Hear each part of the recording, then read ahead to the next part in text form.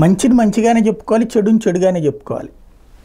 యూనివర్సిటీల విషయంలో చంద్రబాబు గారు తీసుకున్నది హ్యాట్స్ ఆఫ్ అని చెప్పుకున్నాం. అట్లాగే పోలవరం విషయంలో జగన్మోహన్ రెడ్డి అద్భుతమైనటువంటి పనే చేసుకొచ్చారు. గందరగోళంగా మారిన దాన్ని ఒక దారికి తీసుకొచ్చారు. యాక్చువల్గా మొట్టమొదట దాని ఖర్చు అనుకుంది 16,000 కోట్లు 2014 నాటికి. అయితే ఆ తర్వాత చంద్రబాబు గారు అధికారంలోకి వచ్చాక నవయుగాకి కాంట్రాక్ట్ ఇప్పించేటటువంటి క్రమంలో తగ్గించి 14,500 కోట్లకే అన్నటువంటిది ఓకే చేయించారు. అందుకే గడ్కరీ కూడా ఓకే చెప్పారు. తీరా చూస్తే ఆ ఏడాది తిరిగేటప్పటికి 55,000 కోట్ల రూపాయలు అంటూ రివైజ్డ్ బడ్జెట్ అన్నటువంటిది పెట్టారు. అక్కడతో ప్రారంభమైంది పోలవరం పరుగుకి అతిపెద్దదైనటువంటి బ్రేక్. ఆ తర్వాత పోలవరం మొత్తం గందరగోళం, అస్తవ్యస్తం. దాన్ని ఎలా పూర్తి చేయాలి అంటే ఫస్ట్ అక్కడ కట్టాల్సినటువంటిది ముందు అక్కడ కాపర్ డ్యామ్ కట్టాలన్నా డయాఫ్రమ్ వాల్ కట్టినా వీటన్నిటికీ ముందు ఫస్ట్ ఆలోచించాల్సింది ఏంటంటే మనం నీళ్ళని స్టాక్ చేయాలంటే అక్కడ పునరావాసానికి డబ్బులు ఇచ్చేసి వాళ్ళందరినీ అక్కడికి పంపించాలి. వాళ్ళని అవతలకి పంపించకుండా అక్కడ గనక మనం పెడితే నీళ్లు నిల్వ చేస్తే మునిగిపోతాయి. ఇక్కడ డయాఫ్రమ్ వాల్ కట్టేసేసి దాని మీద నుంచి మనం ఈ గేట్లో ఎన్ని కడతాం. కానీ ఆ పక్కన ఉన్నటువంటి అతిపెద్ద సమస్య ఏంటి?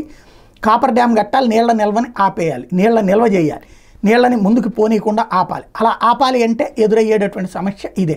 దీన్ని పట్టించుకోలేదు ఆ రోజున. దాని పర్యవసానం అది కాస్త మధ్యలో 2-3 బొక్కలు పెట్టి చేసుకొచ్చేటప్పటికే అది గందరగోళం అయిపోయింది. ప్రాజెక్టు గందరగోళమైంది. దానికి తోడుగా ఆ డబ్బులు 55,000 కోట్లు అంటే అది కాస్త ఏటీఎం అంటున్నాడు మోడీ విమర్శించడం, ఇదంతా జరిగిపోయింది. అయితే పోలవరానికి సంబంధించి ఎదురవుతున్నటువంటి సమస్యని ఒకేసారి అందులో అప్పటిదాకా ఉన్నటువంటి ఎత్తుని పెంచి తీసుకువెళ్ళారు. దానికి కారణం ఏంటయ్యా అంటే కొత్తగా మరి 2-3 ఎత్తిపోతల పథకాలకు కూడా నీటిని మళ్లించేటటువంటి కార్యక్రమం. మంచి ఆలోచనే, చంద్రబాబు చేసింది మంచి ఆలోచనే. కాకపోతే ఆ ఖర్చంతా పోలవరంలో వేసేద్దామంటే వాళ్ళు అందుకు అంగీకరించలేదు. పోలవరం ముందనుకున్నటువంటి ఎత్తుకి మాత్రమే అంగీకరిస్తామని చెప్పారు. అక్కడి నుంచి మరికొంత గందరగోళం. ఈలోపు రాష్ట్ర విభజన వ్యవహారం ఇదే, వీళ్ళిద్దరి మధ్యన గొడవలు, దాంతో గందరగోళం అయిపోయింది. ఎటు తేలకుండా అయిపోయింది.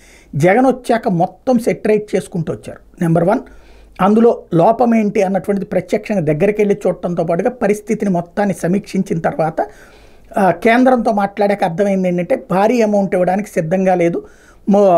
ఫస్ట్ ఫేజ్ వరకు వాళ్ళు ఎలాంటి ప్రాబ్లం లేకుండా ఇచ్చేస్తారు. ఫస్ట్ ఫేజ్ ఎంత అంటే 43 అడుగుల ఎత్తు వరకు, దాని వరకు ఎంత అంటే 31,500 కోట్ల రూపాయలు. దాన్ని ఇచ్చేసేయండి ముందు. అది ఇచ్చేస్తే తర్వాత ఇప్పుడు అది ఒకేసారి మనం కొండ నేలకి మందు వేస్తే ఉన్న నేలకి ఊడింది అన్నట్టు తర్వాత డెవలప్ చేసుకోవచ్చు. ముందు అసలు అంటూ కన్స్ట్రక్షన్ కట్టాలి కదా అన్నటువంటి ఉద్దేశంతో డిపిఆర్లు సిద్ధం చేయించి ఇస్తే 31,500 కోట్ల రూపాయలకి కేంద్ర ప్రభుత్వం ఓకే చేసింది. ముందు అయితే అసలు అక్కడ గందరగోళం అయిపోయిందంతా. ఏదైతే కాపర్ డ్యాములు కొట్టుకుపోవడాల దగ్గర నుంచి కింద ఉన్నటువంటి డయాఫ్రమ్ వాళ్ళ దగ్గర ఉన్నటువంటి కిందదంతా కొట్టుకుపోవడాలు, ఈ గందరగోళాలన్నింటినీ సెటరేట్ చేస్తూ ఇంకో పక్కన గేట్లు అమర్చుకుంటూ చేసుకుంటూ వచ్చారు. ఇప్పుడు దానికి ఆ రోజున జగన్మోహన్ రెడ్డి అప్రూవ్ చేయించుకొచ్చినటువంటిది నరేంద్ర మోడీతో మాట్లాడి, అప్పుడు పోలవరం అథారిటీతో మాట్లాడి, అక్కడ ఉన్నటువంటి ఇరిగేషన్ మంత్రితో మాట్లాడి ఓకే చేయించిన డబ్బులు ఈ వారంలో రాబోతున్నాయి. వచ్చే వారంలో కేంద్ర కేబినెట్ ముందుకి అది రాబోతుంది.